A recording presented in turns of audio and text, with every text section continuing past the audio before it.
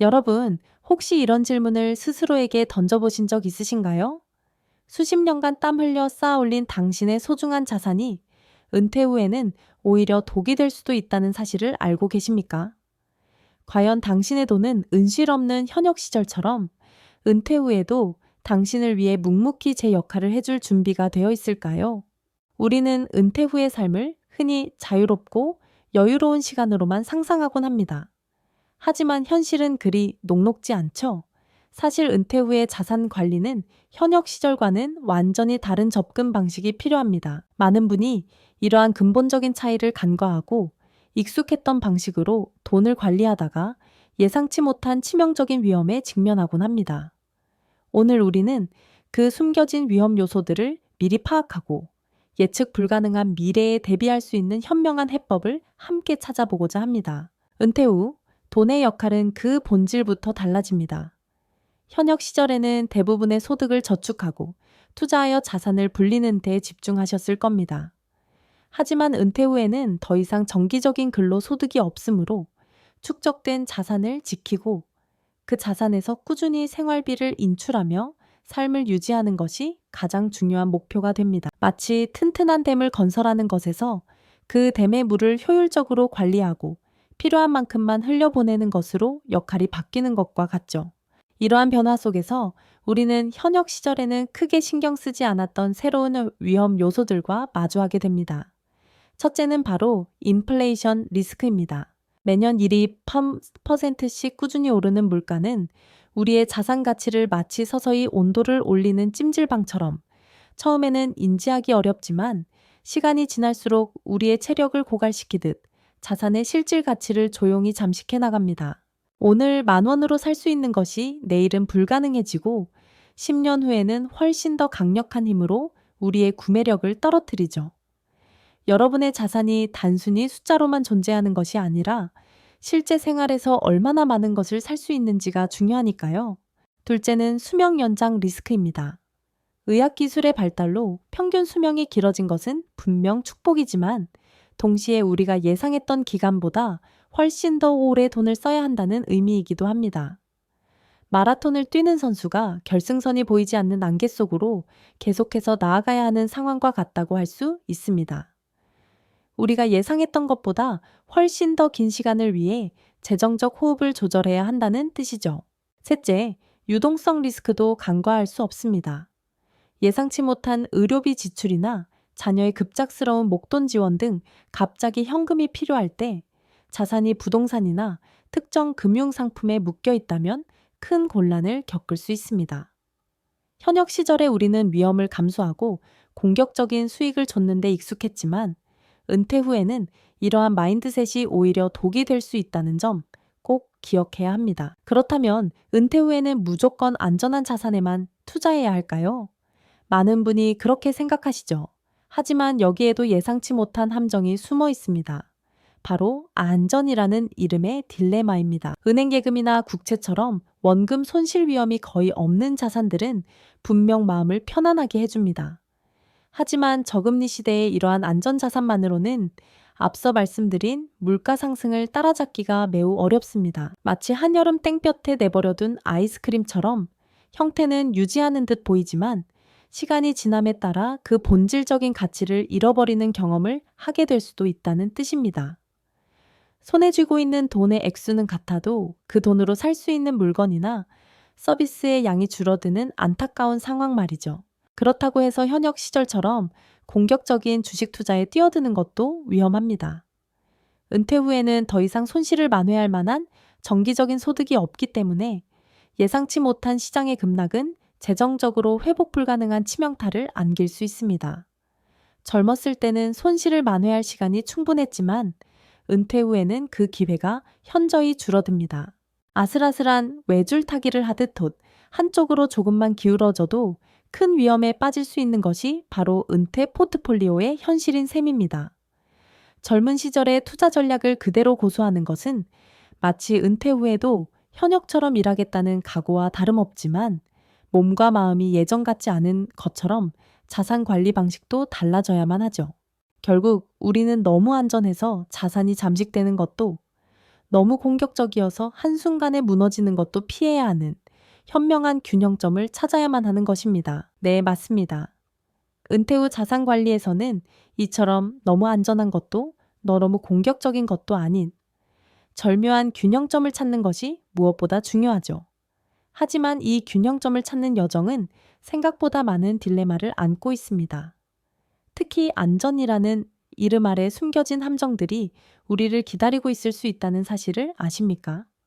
많은 분들이 은퇴 후에는 원금 손실 위험이 적은 은행 예금이나 채권 같은 안전자산에 모든 자산을 집중하는 경향이 있습니다. 젊은 시절 힘들게 모은 소중한 돈을 지키고 싶은 마음은 당연한 것이죠. 하지만 안타깝게도 이러한 방식이 오히려 우리 자산의 가치를 서서히 갉아먹는 결과를 초래할 수 있다는 점을 간과해서는 안 됩니다. 마치 맑은 물이 담긴 그릇을 햇볕 아래 두면 눈에 띄지 않게 조금씩 증발해 버리듯 인플레이션이라는 조용한 도둑은 우리 자산의 구매력을 끊임없이 잠식해 나갑니다. 예를 들어 지금 1,000만 원으로 살 수 있는 물건이 10년 뒤에도 1,000만 원으로 살 수 있을까요? 아마 아닐 겁니다.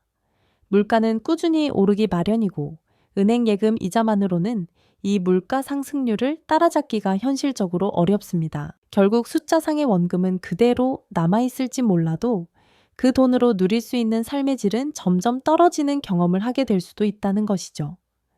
안정성을 추구했지만 결과적으로는 자산의 실질 가치가 하락하는 아이러니한 상황에 직면할 수도 있다는 말씀입니다. 그렇다면 반대로 은퇴 후에도 젊은 시절처럼 고수익을 좇아 공격적인 주식 투자에 뛰어드는 것은 어떨까요? 물론 높은 수익률의 유혹은 달콤합니다. 하지만 은퇴 자산은 현역 시절의 자산과는 근본적으로 다른 성격을 가집니다. 은퇴 자산을 위한 3가지 핵심 원칙을 함께 탐구하며 여러분의 포트폴리오를 더욱 단단하게 만들 구체적인 설계도를 그려나가 볼까요? 그렇다면 과연 어떻게 이 복잡한 퍼즐을 풀어낼 수 있을까요? 예측 불가능한 미래 속에서도 우리의 소중한 은퇴 자산을 굳건히 지켜낼 수 있는 3가지 핵심 원칙을 지금부터 함께 탐구해 볼까요? 이 원칙들은 마치 견고한 건축물을 짓기 위한 설계도와 같아서 여러분의 포트폴리오를 더욱 단단하게 만드는데 결정적인 역할을 할 것입니다. 첫 번째 원칙은 바로 자산 클래스 분산입니다. 한 바구니에 모든 달걀을 담지 말라는 오래된 격언처럼 은퇴 자산 역시 주식, 채권, 부동산, 그리고 현금 등 다양한 자산에 골고루 나누어 투자해야 하죠. 각각의 자산 클래스는 시장의 변화에 따라 다른 움직임을 보이기에 서로의 약점을 보완하며 전체 포트폴리오의 안정성을 높여주는 역할을 합니다. 예를 들어 주식은 성장 잠재력이 높고 인플레이션을 해지하는 데 유리하지만 변동성이 크다는 특징이 있습니다. 마치 포트폴리오의 엔진처럼 강력한 추진력을 제공하지만 때로는 거친 파도에 흔들릴 수 있는 독과도 같다고 할 수 있죠.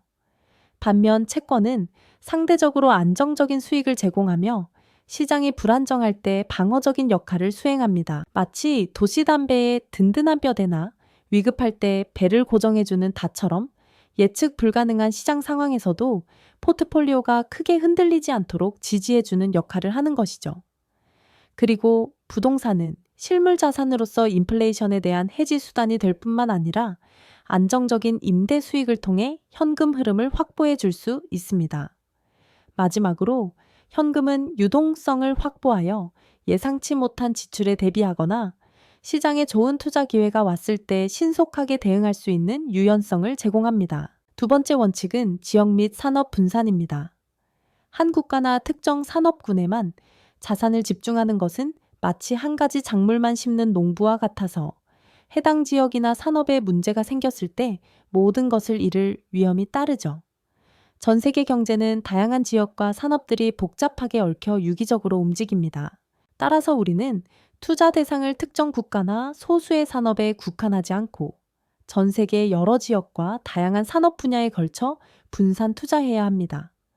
이는 마치 광활한 바다에서 여러 항구의 배를 정박시켜 놓는 것과 같아서 한 항구에 폭풍이 몰아쳐도 다른 항구에 있는 배들은 안전하게 지켜낼 수 있는 것과 같은 이치입니다.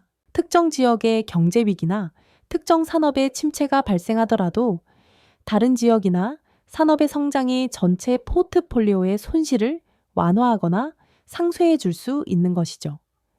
예를 들어 신흥국의 높은 성장 잠재력과 선진국의 안정성을 동시에 추구하거나 기술 산업의 혁신성과 필수 소비자의 산업의 꾸준함을 함께 가져가는 전략을 생각해 볼 수 있습니다.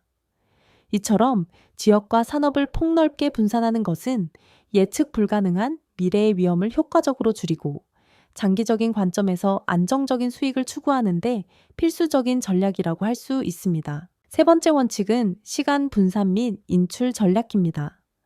은퇴 후에는 자산을 축적하는 시기와는 달리 모아둔 자산을 지속 가능하게 인출하며 생활해야 하죠.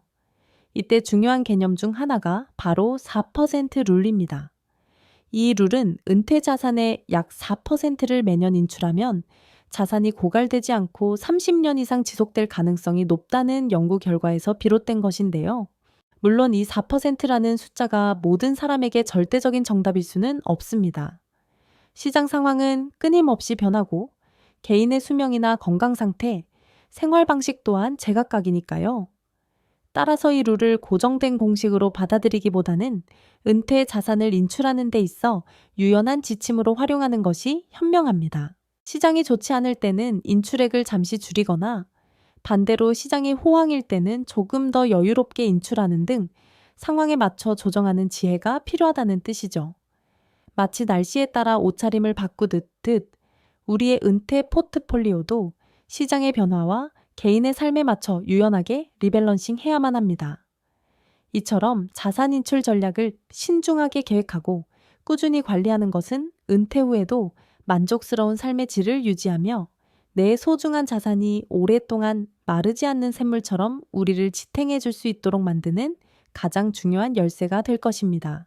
이 세 가지 핵심 원칙들은 여러분의 은퇴 포트폴리오를 더욱 견고하게 만들고 예측 불가능한 미래 속에서도 흔들림 없는 재정적 자유를 누릴 수 있도록 돕는 나침반이 되어줄 것입니다. 하지만 이 원칙들이 모든 사람에게 동일하게 적용되는 만능 해결책은 아니라는 점을 기억해야 합니다. 이처럼 견고한 원칙들이 존재하지만 사실 이 모든 것이 우리 각자에게 똑같이 적용되는 만능 열쇠는 아니라는 점을 기억하는 것이 중요합니다. 왜냐하면 우리 한 사람 한 사람의 삶은 너무나도 다채롭고 고유하기 때문이죠. 예를 들어 볼까요? 건강 상태가 좋지 않아 앞으로 의료비 지출이 예상되는 분과 여전히 왕성하게 활동하며 취미 생활을 즐길 수 있는 분의 포트폴리오는 분명 달라야 할 겁니다. 또 자녀 학자금이나 부채 상환이라는 숙제가 아직 남아있는 분과 모든 재정적 부담에서 벗어나 온전히 자신만을 위해 돈을 쓸 수 있는 분의 전략도 같을 수 없겠죠. 은퇴 시점이 임박했는지 아니면 아직 은퇴까지 충분한 여유가 있는지에 따라서도 자산 배분의 비중이나 위험 감수 정도는 확연히 달라져야 합니다. 결국 나에게 맞는 은퇴 포트폴리오를 찾는다는 것은 정해진 하나의 답을 찾는 것이 아니라 자신의 현재 상황과 미래 계획을 면밀히 분석하고 그에 맞춰 최적의 균형점을 찾아가는 과정이라고 할 수 있습니다. 마치 맞춤옷을 재단하듯도 나의 건강 상태, 부채 유무, 가족 구성, 은퇴 시점 등 고유한 상황들을 꼼꼼히 고려하여 나만의 포트폴리오를 설계해야 하는 것이죠. 이것이야말로 진정으로 나를 위한 준비가 아닐까요? 하지만 한번 설계했다고 해서 모든 것이 끝나는 것은 아닙니다. 우리의 삶이 끊임없이 변화하듯 시장 상황 역시 예측 불가능하게 움직이니까요. 금리가 오르락내리락하고 특정 산업이 갑자기 부상하거나 침체되기도 하며 때로는 전 세계적인 팬데믹 같은 예상치 못한 사건들이 우리 경제를 뒤흔들기도 합니다. 이처럼 변화무쌍한 환경 속에서 우리는 주기적으로 포트폴리오를 점검하고 조정하는 이른바 리밸런싱이라는 과정을 반드시 거쳐야 합니다. 마치 계절에 따라 옷차림을 바꾸듯 우리의 은퇴 포트폴리오 또한 변화하는 시장의 흐름과 우리 삶의 단계에 맞춰 꾸준히 점검하고 조정해야 합니다. 예를 들어 특정 자산의 가치가 너무 많이 올라 포트폴리오 내 비중이 과도해졌다면 일부를 팔아 다른 자산으로 옮겨 균형을 맞추는 것이죠. 반대로 너무 많이 떨어진 자산이 있다면 그 자산의 미래 가치를 다시 한번 평가하고 필요하다면 비중을 늘려 기회를 모색할 수도 있을 겁니다. 이러한 유연한 대처와 적극적인 관리가 있어야만 우리의 은퇴 자산이 예상치 못한 위험 속에서도 흔들림 없이 우리를 지탱해 줄 수 있는 든든한 버팀목이 될 수 있을 테니까요. 결론적으로 은퇴 후 자산 배분은 단순히 숫자를 불리는 기술이 아닙니다. 그것은 예측 불가능한 미래 속에서 우리의 삶 그 자체를 지키고 매일 누릴 삶의 질을 유지하기 위한 가장 중요한 전략적 결정입니다. 이는 결국 우리 삶의 자유와 존엄성을 지켜내는 숭고한 행위와 다름없습니다. 은퇴 후에도 내가 원하는 방식으로 삶을 주도하고 누구에게도 기대지 않으며 스스로의 가치를 지켜나가는 것. 그것이 바로 현명한 자산 배분이 우리에게 선사할 수 있는 가장 큰 선물일 것입니다. 오늘 우리가 나눈 이야기들은 단순히 은퇴 자금을 어떻게 관리해야 하는지에 대한 기술적인 지침만을 담고 있지는 않습니다. 은퇴라는 것은 삶의 끝이 아니라 오히려 새로운 시작을 의미합니다. 그리고 오늘 우리가 함께 탐색했던 원칙들은 그 새로운 시작을 더욱 견고하게 지탱해줄 든든한 기반이 될 것입니다. 당신의 은퇴 후 삶은 오늘 당신이 내린 결정에 달려 있습니다. 그 결정이 당신의 미래를 더욱 단단하고 풍요롭게 만들 것입니다. 이 영상이 도움이 되셨다면 좋아요와 구독 부탁드립니다. 여러분의 응원이 제게 큰 힘이 됩니다. 다음 영상에서도 더 유용한 정보를 공유하겠습니다. 감사합니다.